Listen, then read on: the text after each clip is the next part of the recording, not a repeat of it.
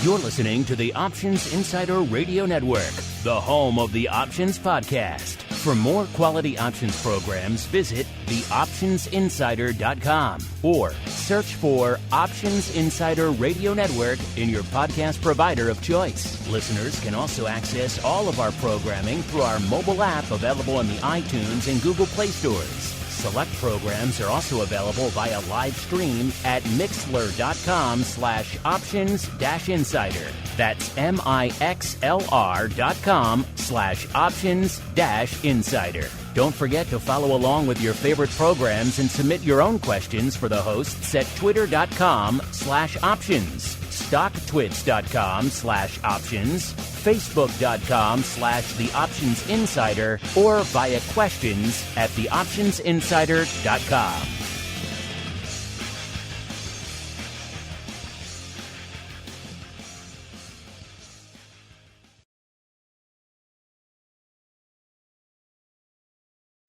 Welcome to Volatility Views, the premier program for volatility traders. Each week, we'll take a deep dive into the world of volatility with in-depth analysis, trading activity reviews, strategy breakdowns, cutting-edge education, and much more. We'll also bring you exclusive conversations with the traders, researchers, and asset managers who are reshaping the volatility landscape. If it involves volatility, then you'll find it on Volatility Views.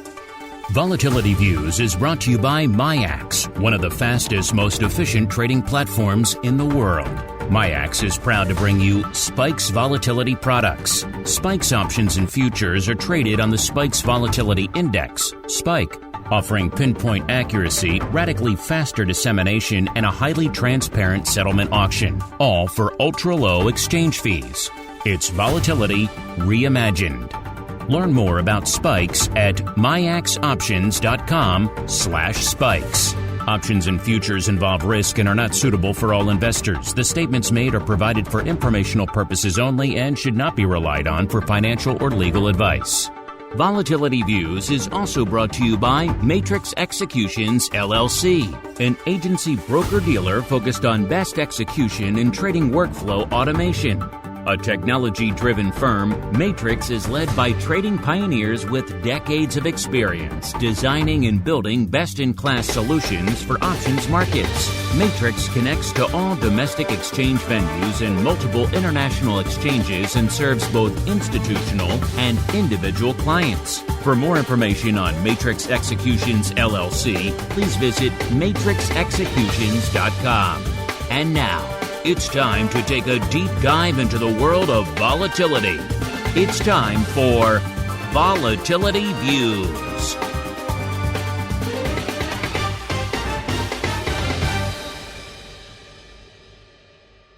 All right, everybody. That distinct lack of music, at least for the live folks, means that it is time once again for Volatility Views, the premier program for volatility traders. My name is Mark Longo from theoptionsinsider.com, as well as, of course, from the ever exciting, at least we think so, Options Insider Radio Network, of course, available on pretty much every platform under the sun. If you like it live immediately in your ear holes, you can always upgrade to the plus. And of course, if you want to join the coolest secret club in options, then of course, check out the pro, theoptionsinsider.com/pro. So you get all the live stuff. Plus, of course, you get the cool pro Q&As. We had a pro Q&A palooza last week. So I hope many of you got to enjoy that. You can check it out, of course, on demand. You get that pro podcast feed that also includes options oddities and other cool stuff. Where the month's coming to an end. So the drawing for our second Options Insider Pro Trading Crate is about to be underway. We're going to pick one of our pro members to get that. So all sorts of cool stuff. When I get back to the studio next week, we'll start putting that together for you folks as well. So a lot of cool stuff on the member spotlights coming, all sorts of cool stuff. So if you like that, you want to go a little bit above and beyond, check it out. theoptionsinsider.com/pro. And of course, wherever you listen live after the fact, make sure you keep rating and reviewing on your platform of choice. And of course, keep those questions coming. We do love to hear from all of you folks out there. And let's see who we're hearing from today. First off, let's go out to deep in the heart of Texas, where he took a break from eating delicious brisket just to talk to us. He is the greasiest of meatballs, Mr. Mark Sebastian from the old OP, aka the Option Pit, Mr. Meatball. Welcome back to VolView, sir. It's been a while. You're so excited that you've muted yourself, sir. I did mute myself. That's how excited I was. I'm excited to be here. I'm happy to be back. I missed doing the show while I was on my world tour, but I am back now and happy to be here. I heard you threw out the first pitch at Wrigley Field while you were back in Chicago, sir.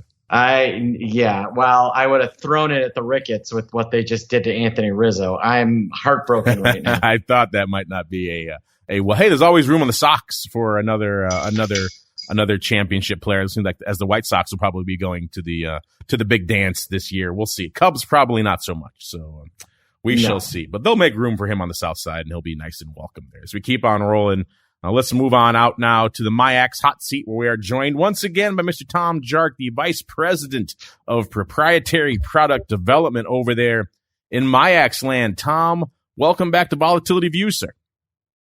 Mark, thank you very much. Happy to be here. I did not get to throw out any opening pitches at any Yankee games, but maybe someday. I'm curious, Mark, if you hit the strike zone or not, but we'll find that out later. Jersey's a great day today, but we had tornado warnings yesterday, which shouldn't really happen in New Jersey. Anyway, looking forward to a good show. So let's get to it then. Let's kick off that good show. It is time for the Volatility Review. It's time to break down the latest developments in the volatility trading world. It's time for the Volatility Review. All right, everybody, welcome to the Vol Review, the portion of the show where we do just that. We break down the week that was and indeed still is some vol trading and trending and analysis and unusual activity and all sorts of perspectives. And coming into the end of the week, markets deciding to take a bit of a break from their green run. Most of the major indices off somewhere in the neighborhood of 0.5%. The NASDAQ a little bit more than that, almost 0.6%. The S&P slightly under 0.5%, and the Dow about 0.4%. All of them in the red today, which meant earlier in the session we saw vol getting a bit of a lift. Now coming into the start of the show, we're seeing that lift start to mitigate a bit. Spikes was at an 18, pretty much exactly coming into showtime, puts it up about 1 point. It has drifted, looks like a little bit below 18 since the start of the show. And VIX Cash was at about an 18.25 when we kicked off. The show's like it has drifted down to about an 18 now as well. So that puts it up about 0.75 of a point. When we started the show, up about 0.5 point now from where it was last week. So net on the week, a whole heck of a lot of nothing from a vol perspective. Getting on out to VVIX, aka the vol of vol. That is actually still a little frothy. That's at about a 116. That's up about a point from where it was this time last week. So, all right, the volatility table is set. Let's go around the horn. Let's go the opposite of the way we started. Let's start in the land of MIAX. Mr. Tom, what is lighting up your tape this week, sir? Well, I guess a few things. I mean, obviously we had a little bit of choppiness this week. I think a lot of the attention has really been on China for the most part. So I mean, U.S. indices, not feeling the moves that they saw. I'll use FXI ETF as a reference, which is a good proxy to the HSCEI index in China. I mean, that thing is down 25% from the peak in February. A good chunk of that happened this past week, and it's been obviously very volatile. So that's something that's been really, kind of catching my attention just as a, kind of an outlier, unexpected kind of moves this week. It's just been, I'll talk to you a little bit later about some of the things going on in spikes futures and spikes overall. But it's been so like I said, most of my interest has been over in Asia, unfortunately, for the U.S. traders. We need to have an Asian segment on the show. Maybe that'll be a new. We used to have in the early days of the show. We had a brief period there where we had a international vol segment. I do believe Jared Woodard used to do that on the show here. Maybe we need to bring that back because it is a fun element of the show.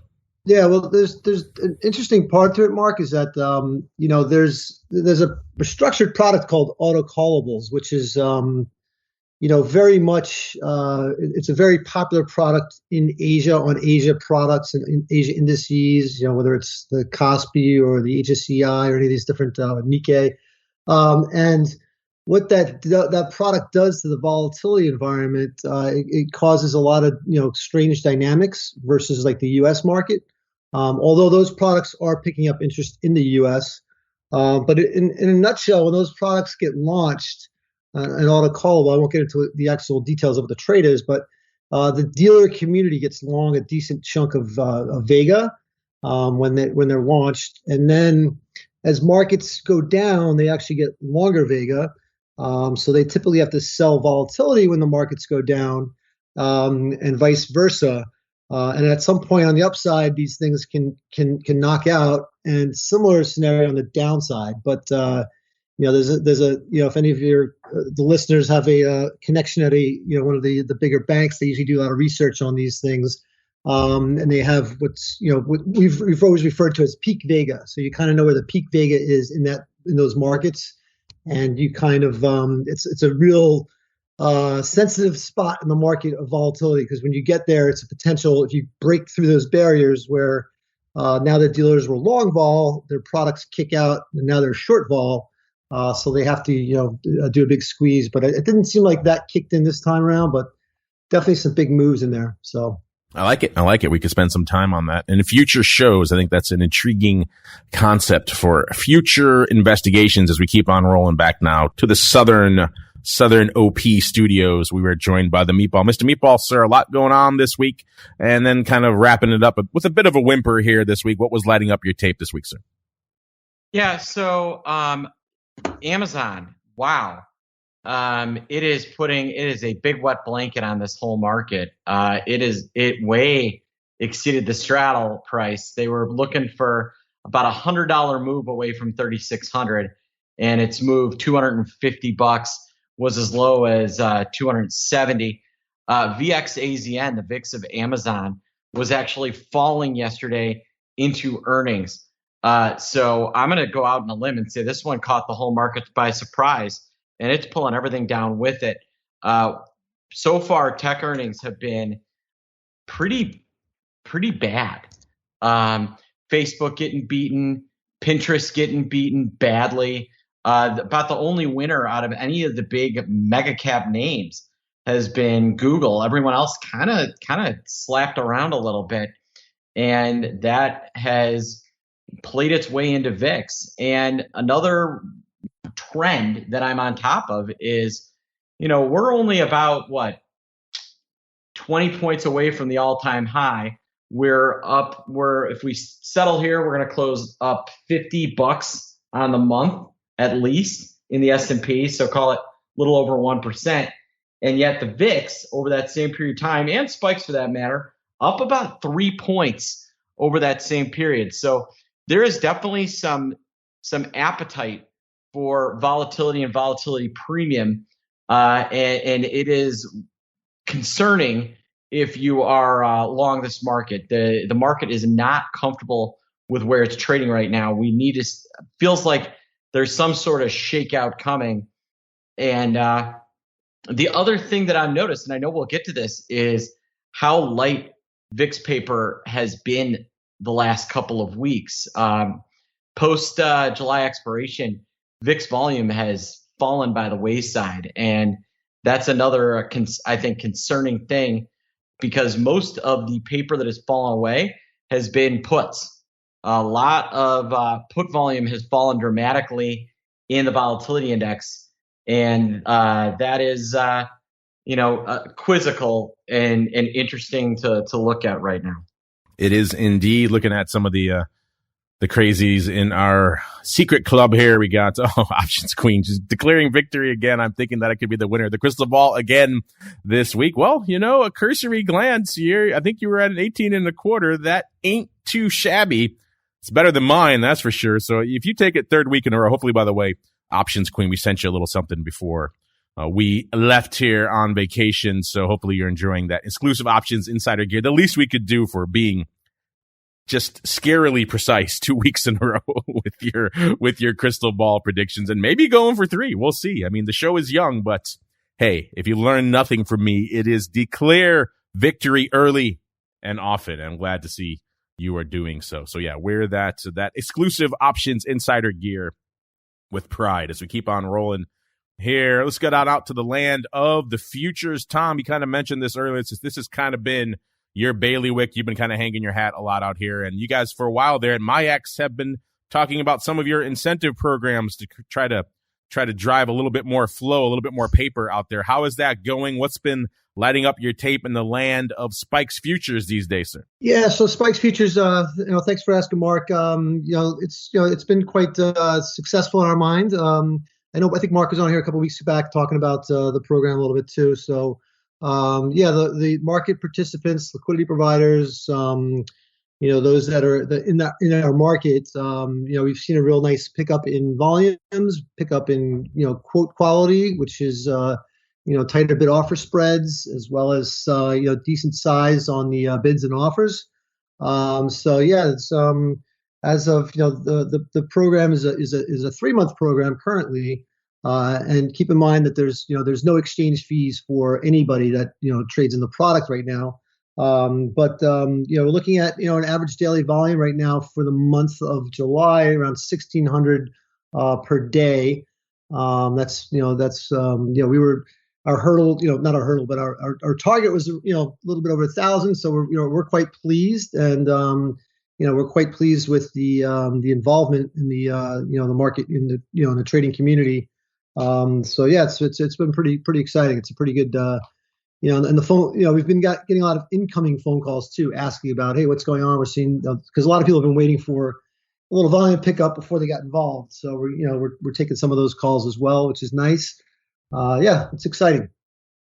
The delicate dance of launching new products, right? People don't want to play till there's some volume, but you can't get the volume that people decide to play. So I don't envy you that task, Tom, but I'm glad to see things are flowing your way. We got Mr. Unlimited in the chat. He wants to know if he could borrow Options Queen's time machine. Yeah, I'm with you. I'm right behind you there, Mr. Unlimited, because that time machine is eerily prescient, to say the least. I think we all could get some value out of that. Let's go on out now to the land of VIX futures. Keep that futures ball rolling, and wasn't a heck of a lot lighting up the VIX futures tape today as well. I mean, a little bit of flexing on the front end of that curve, but that's really about it.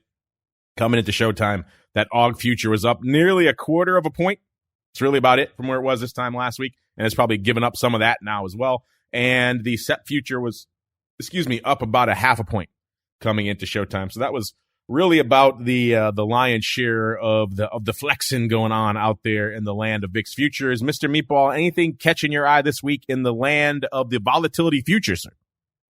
Yeah, the curve. The curve is really flat beyond September, super flat in both spikes and VIX.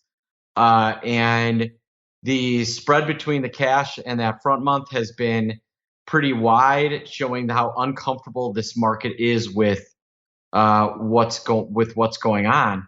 And that's really, I think, been the big eye opener for me over the last week, is that vol you can actually purchase is really bid.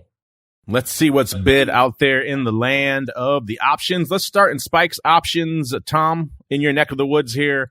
Again, on the last show, we had that big kind of 5-way 1,000 lot that was up there for July in Spikes. That obviously rolled off the board with Spikes expiration. Been waiting for some new stuff to replace it. Looks like we got some of that actually yesterday. So pretty close to showtime here, Tom. Looks like it was a AUG 2017 put spread go up 1,000 times against the AUG 30 calls as a kicker.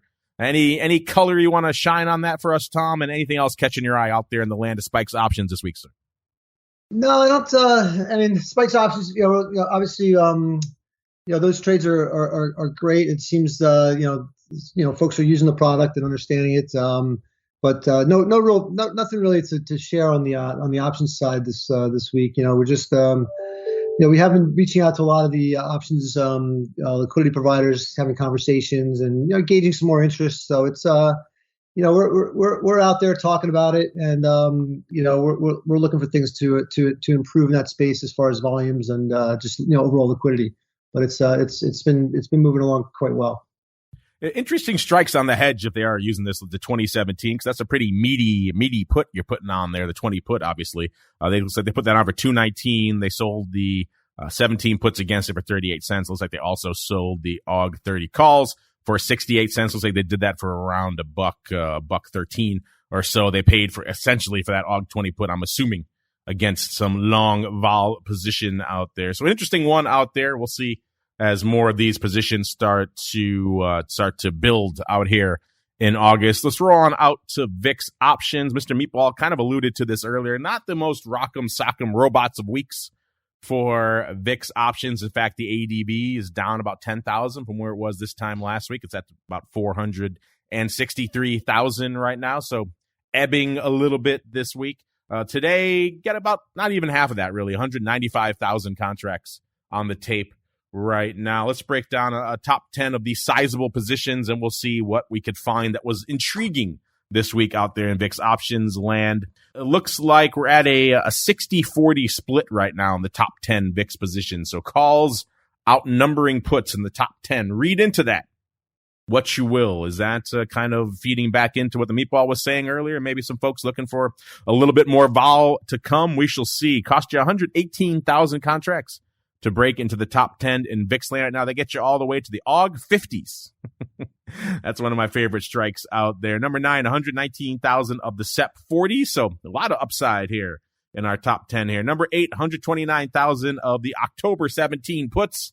Our first of 4 puts here in the top 10. Number 7, $1.32 of the AUG 20 puts. Number 6, 133,000 of the SEP 30 calls. Number 5, $1.49 of the SEP 35 calls. Number 4, 164,000 of the August 16 puts. Number 3, $1.71 of the August 17 puts. And now we're getting even more optimistic on the vol front. Number 2, 191,000 of my other favorite position in the top 10. It's been out here for a little bit now, the Nove 60s.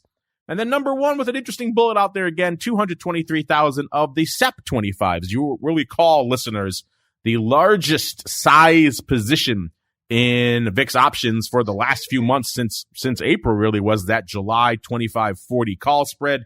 They put it on for, I believe, $2, took it off for pennies right before expiration. So that leg of the trade at least didn't work out too well. Hopefully the other leg did. But in general, the option, they had some opportunities. We talked about on the show. They had some opportunities to get it off for better levels. Not quite $1, but close to it. So they could have cut their losses in half. But not so much on the options front. Mr. Meatball, anything lighting up your tape out here this week in the VIX options? And also, are you of the mind that these SEP 25s is that same guy coming back to play again on the 25 strikes? It totally could be. I think the really interesting thing is the drop in total open interest. Average open interest in VIX is about 8.3 million contracts. It's down to 6.7 million. And that big drop is almost all puts. Puts are down by about 1 million contracts. That is a huge deal. The big trades for the day that I'm seeing so far, there was a big buyer of the Feb 65 calls versus the Feb 30 calls. Did that about 1/5. I'm still parsing through what the exact trade was. But they bought 10,000 of they either bought or sold 10,000 of the 30 calls and then bought or sold 50,000 of the 65s. So kind of an interesting trade there in VIX Feb.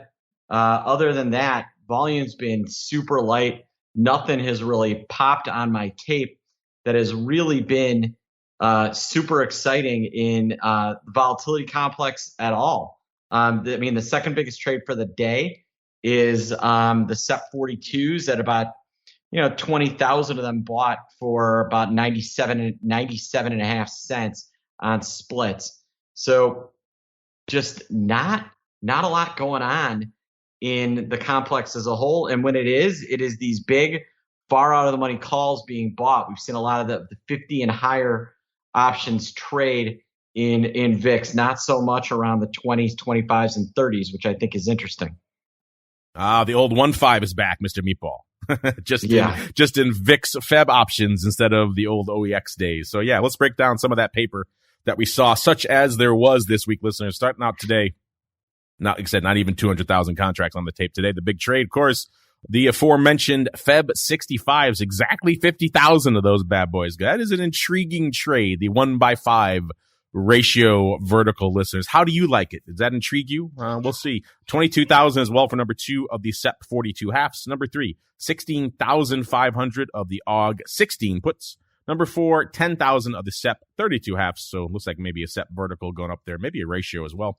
And number 4, the other half of that 1/5, 10,000 exactly of the Feb 30 call. So Feb 30, 65, 1/5, listeners. What say you?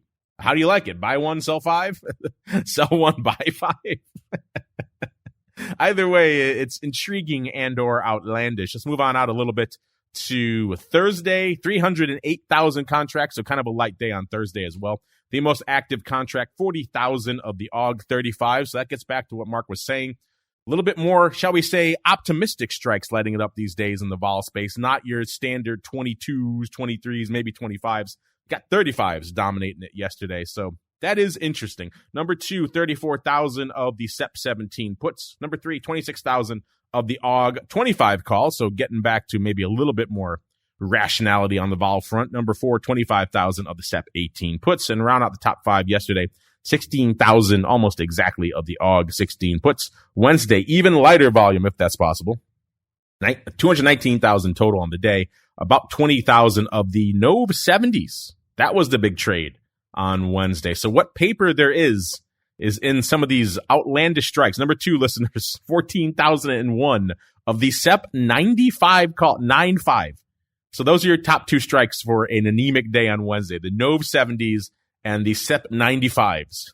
I don't think I even need to say more. It's a ridiculous day, however you cut it out there. Let's go out to Tuesday, another kind of quiet day, only 292,000 contracts on the tape. Got some put action on Tuesday, 23,000 of the AUG, 18 puts from number 1, followed by about 16,000 of the AUG, 21 puts from number 2. Number 3, AUG 35s, back out to that vol optimism again, 15,500 of those. Number 4, 13,200 of the Ds, gone out to Ds now, the Ds 20s. And then round out the top 5 on Tuesday, about 12,000 of the AUG 17 puts. Monday, similar kind of anemic paper, only 230, not even 250,000 contracts on the tape on Monday, listeners. The most active contract, again, going back to those AUG 17 puts, 21,000 of those. Number 2, we got the Ds 20s. Ds going up again there, 13,000 times. Number 3, about 12,000 of the AUG 32 halves. Number 4, 10,000 as well of the August doubles, AUG 55s. That's an intriguing strike. Number 5, 10,000 as well, the AUG 29 call. So maybe an AUG 29 double vertical going up out there.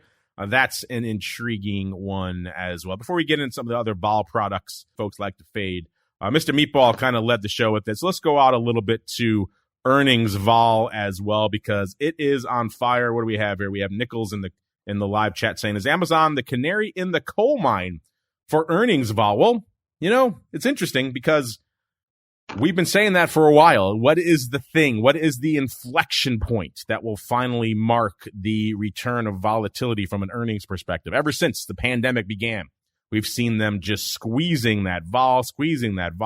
And it didn't really matter what the announcement was. It didn't really matter what the firm said. They could have wiped their guidance for the entire year. It didn't matter. They still crushed the vol after the announcement. And it was shocking in the early days of the pandemic. We've kind of grown numb to it now.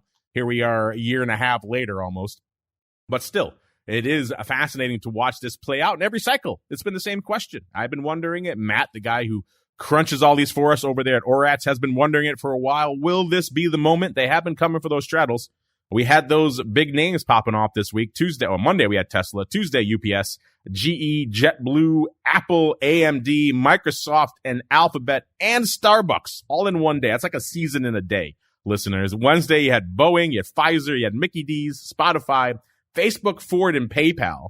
That's a whole week, just those 2 days. And then Thursday, you got Amazon, you had WWE, you had Gilead, and today, ExxonMobil, Caterpillar, P&G, Chevron, and more. Let's see. We've got some move results reports here. These are popping off from, let's go look at a couple really quick here. Ford, that's a hot one you guys like to watch. Ford was 28th after the bell. I take it back. They were at 1386 going into their announcement. They priced in 4.8%. They delivered 3.8%. So underperforming out there. Facebook also after the bell on the 28th, they were at 373 and a quarter. They were pricing in 4.5%. They delivered 3.4%. So kind of par for the course there. Qualcomm, hot in the chip maelstrom out there also on the 28th. They were at 142.5. They were pricing in 4.5%. They delivered 6%. So maybe a little bit of a ray of sunshine out there. PayPal, same deal. They were at about 302. They popped off on the 28th as well. They were pricing in 4.2%. They delivered 5.1%. So a little bit of outperformance there. Let's go on out to some of the names that were popping off later this week. Mr. Meatball just alluded to one, that is Amazon. They were at 36.30 when this report was run. So obviously a wee bit lower now. They were pricing in 136.5, listeners. And as of right now, they're off 244. So a wee bit of outperformance for that straddle. And, you know, we always say it. People say, well, if things are underperforming, that's when you have to just blast away at all the straddles, right? And you get a name like this, or we saw, I think it was Nike at the tail end of last season. You get a few of these names that just blow the doors off from a vol perspective, and that's enough to wipe out your entire season. So you have to be a little bit judicious out there. Gilead, they're at $70 even, popping off after the bell yesterday, and they delivered $2. Oh, so they're pricing in $2. In the past, they've moved 181. Let's see how good old Gilead, another hot name out there these days, how that one is performing. 68.5 right now. So off about $1.50. So kind of light there on the earnings vol front as well. Let's do one more for the Meatball, because I know he loves this stuff. Let's go out to WWE. They were yesterday after the bell. They were at 49.20. And as of this announcement, they were pricing in 378. In the past, actually, they're pricing in $3.50. In the past, they've moved 378. Let's see where our good friends WWE. Where's Uncle Mike when you need him out here? 49.71. So they're getting a little bit of a lift out there, but not enough. It's they're up 50 odd cents. So that's a whole lot of nothing from an earnings vol perspective. Mr. Meatball, you mentioned Amazon. Is that aside? That one's obviously a big player right now. Any others lighting up your tape or the tapes of your crazies out there from an earnings vol perspective these days? And I will, before you keep going, I will also put the question to you that I pretty much put to everyone right now that has on everyone's brains. Is this the season? Is this the cycle where the vol worm finally turns, sir? No, it's probably not. But I will say that Pinterest is another name that absolutely blew the doors off of how much they were expecting. That was one I'm watching. For how bad Amazon earnings are, the ETF that's actually getting beaten the most is XLE, because ExxonMobil and Chevron are both getting a little bit of a face punch. Oil as a whole getting it today. Anything in the oil business, those have been soft, and that's been about the only area where we've seen any real kind of performance out of anything. Amazon, Facebook, a little bit of follow through today. Tesla made a really nice, nasty down move and then has made a nice up move, but it did not perform up to its straddle. So neither did Caterpillar. Really, everything kind of cheap relative. All the straddles have been a little overpriced, except for Amazon and Pinterest. Which sounds crazy to say after we've been squeezing them for a year and a half, but still, there is apparently more blood to be squeezed from that stone. Let's see how much blood was squeezed out of the products you folks love to fade these days, listener, which is, of course, let's start in the land of VXX. Coming into Showtime, it was actually up, so you're not getting that erosion. It was up about 1/4 point to 30 and a quarter out there. Let's see how it's holding up as some of the vol seems to be coming out. It's a little bit shy of the 30 handle now, about 29.80 odd or so. So giving up some of that juice now. It puts it pretty much unched from where it was at this time last week. The ADV ticking up a little bit, up about 3,000 from last week, up to about 223,000. Today, not blowing the doors off, only 121,000 contracts on the tape. But then again, the ADV is only 223, so that's actually mildly decent paper. Let's look at the top 10 out here in VXX. Let's do a top 5 because some of the bottom ones are still dominated by a lot of those In fact, the whole top 10 is still kind of dominated by those pre-split adjusted strikes. Number 5 out here in VXX right now are the SEP 14s, 1-4 listeners. Obviously, that's VXX1 doing that's about 21,500 contracts open. Number 4, 23,000 of the SEP 9 puts. Number 3, 24,400 of the AUG 28 puts, getting back out to good old real American VXX here as opposed to VXX1. Number 2, 27, almost 28,000 of the AUG 25 puts. And number 1 with a pre-split adjusted bullet out here, still the SEP 10s with about 32,500 in terms of what's lighting it up out there today. 7,000 of the SEP 30s going out today. Well, again, that's kind of your at the money strike right now going out today. So the SEP 30s expiring today, July 30s expiring today, is followed by the July 30 puts also expiring today with almost 7,000 of those as well. Followed by the July 29 half puts and 30 half puts and 30 half calls, all doing between 6,000 and 3,000 contracts each. All those going out today. So not a heck of a lot of surprising paper on the tape. Mr. Meatball, anything crazy coming across your tape or the tapes of your crazies in VXX this week, sir? Yeah, it had a real push higher on Monday and has since given that away. That's why the saying goes, it's a day trading product, not a buy and hold. The active options are all expiring today. The 29.5s have some volume. The 30s are trading hot. The 30.5s, and that's about it. The 29.5 30 strangle expiring today is less than 20 cents. That's an interesting little trade for those looking for something to do on expiration. That'll give you something to do. That's for sure.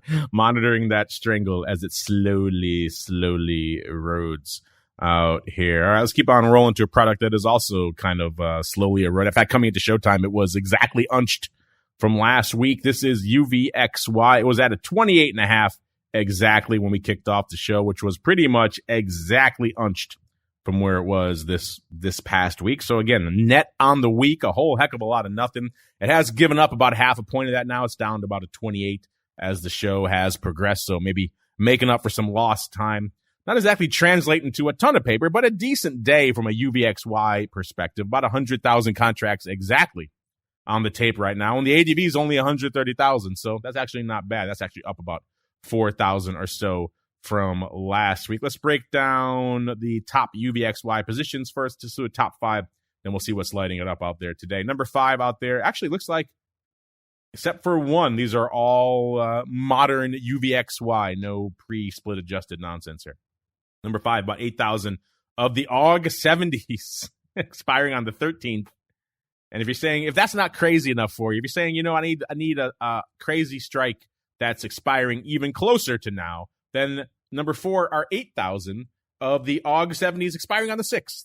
So someone's really got an axe to grind on that 70 strike and has done so, looks like, for 2 weeks there. So an intriguing strike. We were joking about VIX getting up to those levels. That's even crazier for a product like UVXY to get up to those levels. So interesting stuff. Number 3, almost 9,000 of the July 30s going out today. Number 2, our only pre-split adjusted contract here, 9,500 of the Jan 1 puts. And then rounding out the top 5 here in UVXY, about almost 10,000 of the July. Someone loves this 70 strike. The July 70s are the number 1 open position right now, just about 10,000. Those are going the way of the dodo. So whoever put those on, I'm sorry to say, probably not going to hit 70 by the end of the day. Hopefully, if you sold them, you got some juice for them, because that is an interesting strike. And looks like someone's trading more of those today, because in terms of what's active today, about 7,000 of the July 28 calls going the way of the dodo today, followed by number 2, about 4,300 of the AUG 70s expiring on the 20th. So someone's got a strip going here, the 6th, the 13th, and the 20th of the 70 strike, all in UVXY. I don't know what's afoot there, but I'll have to see what these things are trading for. If they're selling the 70 strike, hopefully they're getting some juice for it. Number 4, 4,100 of the July 30s going out today, but followed by 4,000 of the July 27 halves going out today. And rounding out the top 5 most actives today, we got about 3,700 of the July 29 calls going the way of the dodo today. Mr. Meatball, What are your thoughts on your preferred VXX short product, UVXY? And also, corollary to that, how many of these AUG 70s did you buy today, sir? I bought all of them. That's all me. I love buying way out of the money calls in UVXY because I can't lose. Kidding. You know what's interesting on UVXY is that, it has not had a new low in a very long time. And that's unique for UVXY. You normally expect it to kind of constantly be hitting new all-time lows, and it hasn't touched a new low since July 14th, since July 2nd. So it's been almost a month since this thing has touched a new low. So you got to wonder, if we don't get a big push, is there a flush coming in UVXY? And the answer may be yes. It is interesting that after this thing just couldn't stop eroding ever since it reverse split. You're right. Now all of a sudden it's kind of been vacillating in this round 30 area again, which is intriguing in and of itself. By the way, before we move out of these, I forgot to mention how the vol season is shaking up from an earnings perspective. And right now we are at about a 61%, but this does not include the Amazonians. I expect the updated report will look a little different, because the Amazonians blowing the doors off. But right now, it is still a Volmageddon out there in the earnings front. So week 1 was at about a 79%, looks like, and week 2 coming in at a 57%, and the season itself averaging out to looks like about a 61% so far. So all those who were thinking this was the season, well, so far at least, the answer is a resounding no. And speaking of answers, we probably got some for you folks out there as we roll on into your volatility voicemail. It's time to share your thoughts and opinions with your fellow volatility traders. It's time to check the volatility voicemail. Make your voice heard by dialing 779-669-4VOL. Posting a comment on the optionsinsider.com, sending an email to questions@theoptionsinsider.com, or posting your questions to twitter.com/options or facebook.com/theoptionsinsider. All right, everybody, let's do it. Let's answer some of your cues out there. You already went out to the live chat out here.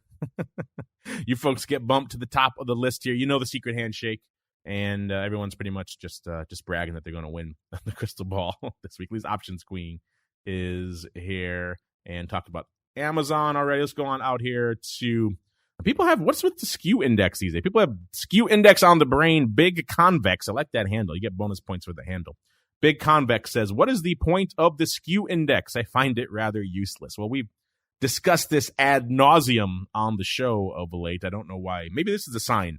The sudden renewal of interest in skew index is somehow a sign of where we are in the vol market right now. We've talked about it before.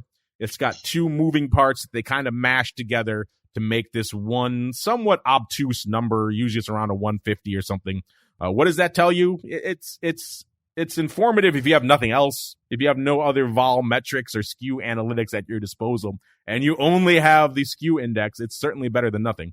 But from a perspective, I much prefer to look at the individual wings and draw your own analysis. I don't know. Mr. Tom, are you a big fan of the skew index? Or are you like Mr. or Mrs. Big Convex here? Do you find it rather useless, sir? I'll be honest. It's one of those that's not on my radar as far as as far as a metric to follow. From some of those different indices that I look at, like there's other ones that I feel like add more value to me than that one. So I mean, I'll throw out another one I like to look at sometimes is the CSFB one. That one I find interesting sometimes, but I prefer to look at the VIX or spikes levels over the skew index. I've looked at the calculations a while back, and I know what it is, but it's not on my radar. Mr. Meatball, same question for you. Do you like the skew index, or as Big Convex puts it, do you find it useless? I think it'd be a lot more valuable if it was updated in real time as opposed to at the end of the day. But when it hits extremes, that does tell you stuff. Typically, when it's at extremes, that's bullish. And when it's at its flattest, that can be a sign that the market's a little too complacent. So it does have some use. There are better ones out there.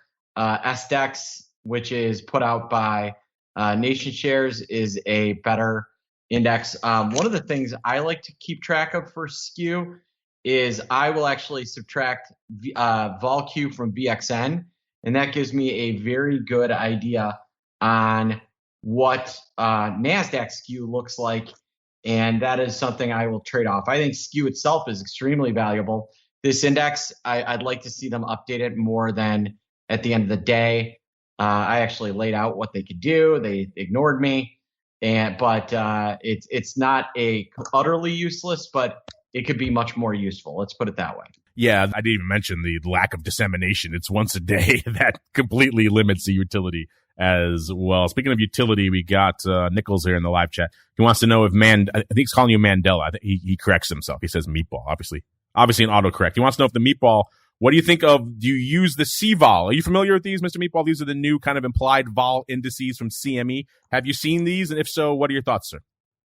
You know what? I have not looked at them, but I will make it a point to look at them for next week. I'm sure they're interesting and worth a look. They're intriguing. You know, we talked about them a bit on our TWIFO program. They're kind of taking that kind of VIX and spikes methodology and applying it across the broad spectrum of products there. So you got ags, you got metals, CVOL, you've got, an equities, obviously CVOL, and all sorts of whatever energy CVOL, whatever complex you want, FX, there is a CVOL for it.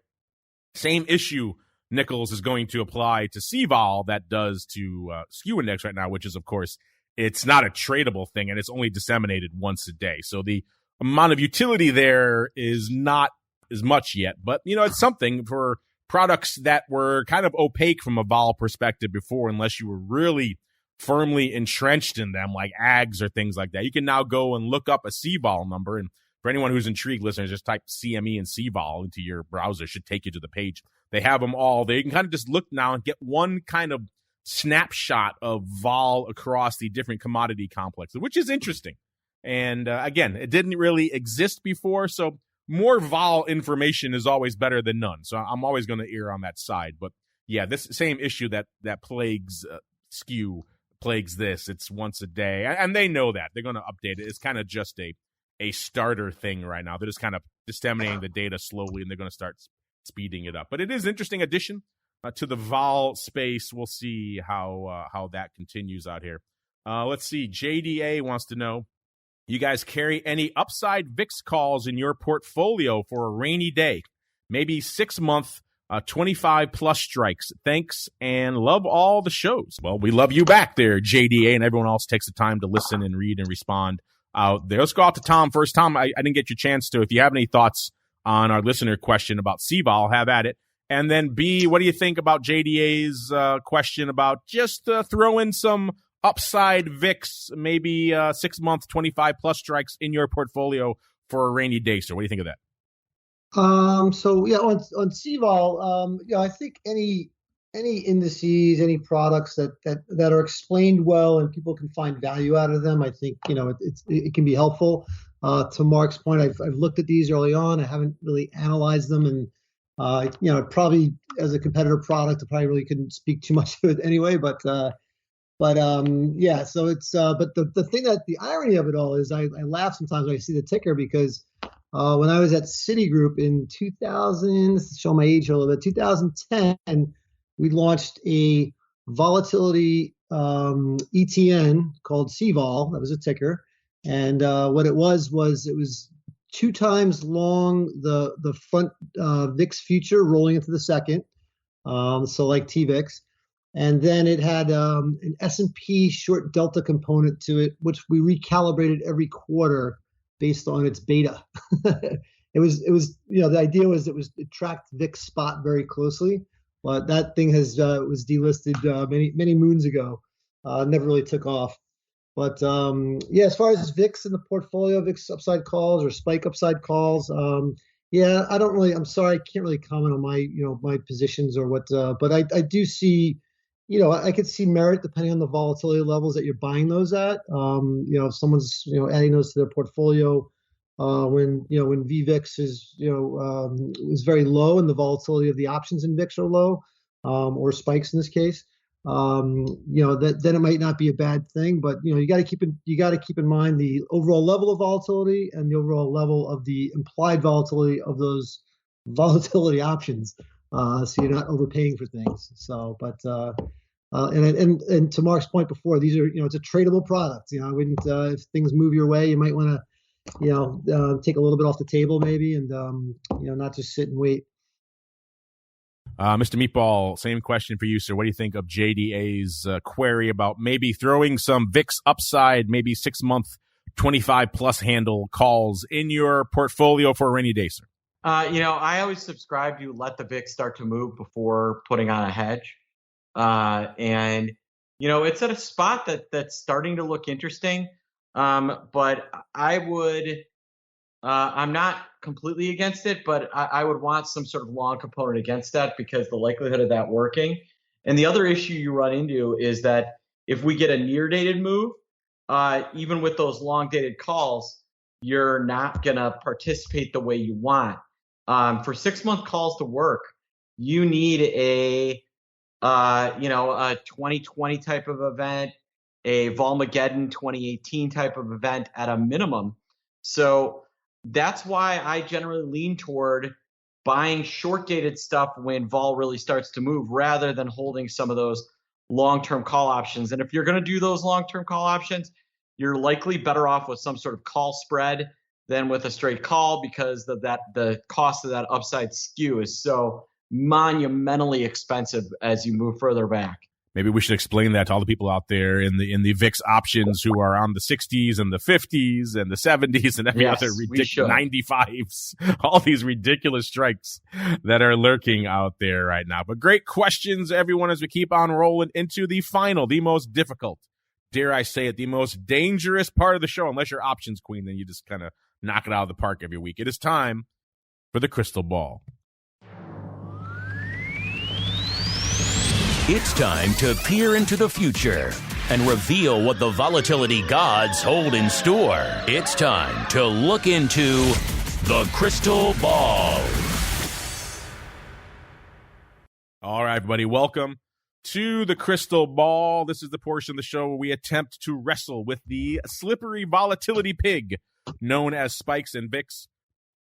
Coming into the end of the show, we have spikes a little bit north of 1775, about a 1782 or so. So it has given up the 18 handle, if ever so slightly. A VIX cash at a similar level, right around 1790 odd and change. And, she claimed victory early on. Well, we might have a little bit of a fight here going on. But first off, let's break down where myself and the Rock Lobster were last week. The Rock Lobster was feeling not a lot of vol. He was at a 1601, so barely fighting to maintain the 16 handle. I was a wee bit north of him. I was 1635. Neither of those are correct, listeners. Let's take those off the board. Then we had a bunch of you folks playing out. A lot of you were feeling more vol this week rather than less. VixMan, whoever that is, was at a 20.04. So no winner there. Melts, 1976, an excellent year, but not an excellent vol prognostication this week. JJ coming back in again. He was at a 1645, so scumming me by a 10th of a point. Thank you very much, JJ. Alan at a 1765. Oh, that's not too bad. And then we got Mr. Unlimited. He said he was feeling lots of vol for this week. He was at a 24.5. He said, yes, I am going big. Yeah, you went big. Unfortunately, vol did not follow suit. Options Queen, kind of our reigning champ here, was at an 18.25. She said, Mr. Unlimited, I think your thoughts are spot on, but I don't think it will go quite as high. You were pretty much a bullseye until the show started, and then it kind of has slowly eroded a little bit. My boy Luigi said he was going for an even 22. He thought Mr. Unlimited was onto something. So a lot of you folks in the listening audience were going for more vol this week as well. Like we said, looks like it's a bit of a fight between Options Queen at her 18.25 and Allen at his 1765. Looks like Allen kind of wins on spikes, and Options Queen kind of takes it on VIX, because VIX is about a 10th of a point higher out there. So, wow, just the fact that Options Queen's even in the conversation again is kind of ridiculous. You do literally need to give us your crystal ball. This is 3 weeks in a row now. I don't know what voodoo you're doing, what volatility gods you are sacrificing to, but I would like to meet them and discuss them, because this is getting kind of eerily. It was already eerie last week. Now it's just kind of scary at this point. So well done. You're so close. I'm going to tip my tap to you, Options Queen. Also to Alan, coming in there again, one of our pro members here. So interesting stuff. Let's fast forward to this week. We already sent you a prize, Options Queen. What can we send you now? I don't know. You're going to clear out our studio pretty soon. Let's go around the horn, though. We'll start with Tom. Tom, you haven't been on in a little bit. What are you feeling for Vol this time next week, sir? It's funny. I keep going between a 19 level or a 16 half level. Well, that's kind of where we are, right? It's kind of like a lot more Vol or not much. And I'm looking at spikes, but I feel like I'm gonna go with the lower end. I'm gonna go with the 16.55 double nickels. 16.55 for Mr. Tom. All right. And Mr. Meatball, you haven't played in a little bit, so we'll let you go next, because why the heck not? What are you feeling for this time next week, sir? Well, I'm going to go with the old bet against my book, and I'm going to say 19, but I'm going to give you a big wide hole here, Mark. I'm going to go 1955. So it's a whopping point and a half higher than where we are right now. 1955. Given what we're seeing out there, that wouldn't surprise me all too much if that did indeed come to pass. So now you're right. That's a whole 3-point chasm in there. Do I want to go beyond it? Am I crazy? Am I saying a 20 handle? Am I going to go below? Am I going to go a 15 handle? What am I feeling? This is one of those crazy weeks, listeners, where my antennae are all over the place for that. But I think a little bit more Vol might be the order of the day this time next week as well. Not perhaps as much as the Meatball is feeling, but I'm going to say an 1833 for this time next week. Oh, we got Mr. Limited chiming in saying he's at a 16. Oh, jobs report. He's got a good report. A good point. There is a jobs report next week, so he's at a 1667. He's feeling what Tom's feeling down there. Get your guesses in now, listeners, and if you guys are as successful as Options Queen has been, then we'll see about getting you folks something cool from the old studio there. Unfortunately, that music means we've come to the end of yet another hour-long journey through the world of volatility. But before we go, let's go around the horn again. Let's start with Mr. Tom, sir. If folks are intrigued, Options Queen, she's staying the same, 18.25, holding firm. Oh, I'm at an 18. See, now you're scumming me, Options Queen, even though you were there a week ahead of me, so I can give you pride of place. But there we go. Myself and Options Queen right around that level. That's looking pretty good. That's a power duo there. I'm just saying. Factor that into your prognostications, listeners. All right, let's go back around the horn. Mr. Tom, sir, if folks are intrigued, they want to learn more about spikes, where should they go? What should they do, sir? They could go to the website for MIAX, which is MIAXoptions.com/spikes, and you can find all kinds of info in there. There you go. MIAXoptions.com/spikes is the place to go to begin your spikes journey. You get the data there, historical. You get press releases, what's coming out next. You even get a link to a cool show called Volatility Views. What more could you possibly ask from a vol-oriented destination? And Mr. Meatball, if they want to hit you up, maybe they want to debate earnings, volatility, or talk about all the other cool stuff you guys have going on, where should they go? What should they do, sir? Yeah, go to optionpit.com and check out everything we're doing. Andrew and our friend Frank Gregory just are launching a brand new product called Capital Gains. It's about how Washington can, understanding what's going on in Washington, can produce a hedge fund-like portfolio.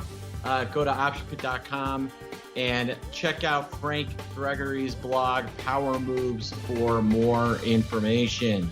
There you go. Check it out, powermoves.com. And, of course, speaking of checking things out, stay tuned, everybody, in the Secret Club with the Secret Handshake. We'll be back in exactly an hour to break down the weird, wild, wonderful world of unusual options activity with options oddities. Then, of course, we're back again next week. I'll be back in the studio in Chicago again next week for Volatility Views. And we're back again on Friday. Of course, another episode of your favorite vol show. Yes, it'll be another episode of Volatility Views.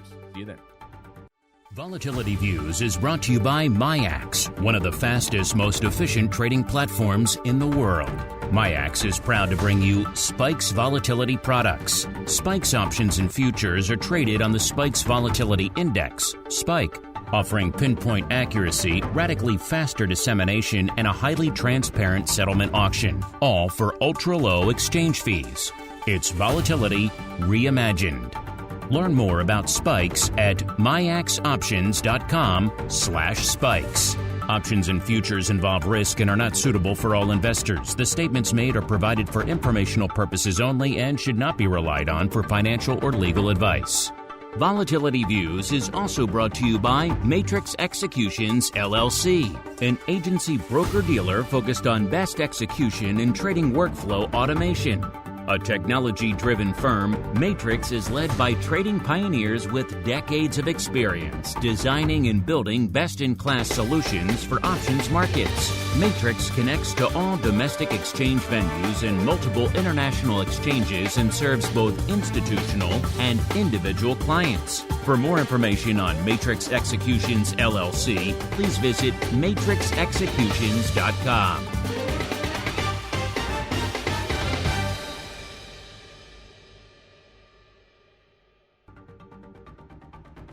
You're listening to the Options Insider Radio Network, the home of the Options Podcast. For more quality options programs, visit theoptionsinsider.com or search for Options Insider Radio Network in your podcast provider of choice. Listeners can also access all of our programming through our mobile app available in the iTunes and Google Play stores. Select programs are also available via live stream at mixlr.com/options-insider. That's mixlr.com/options-insider. Don't forget to follow along with your favorite programs and submit your own questions for the hosts at twitter.com/options, stocktwits.com/options, facebook.com/theoptionsinsider, or via questions at theoptionsinsider.com.